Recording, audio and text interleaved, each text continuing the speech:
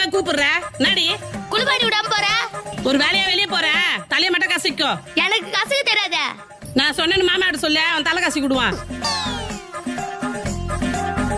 மாமா ஆயா நான் தலை சொல்லி சொல்லிச்சா? என் தலைய நசுக்கு வச்சு. நசக்கு சொல்லிச்சா? ஏ பைத்தியம் படி. ஆயா தான் தலைய நசுக்கு வச்சு. நீ நசுக்கல ஆயா உன்னதான் அடிக்கும்.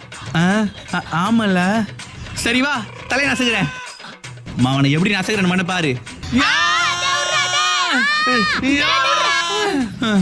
பத்தலையா?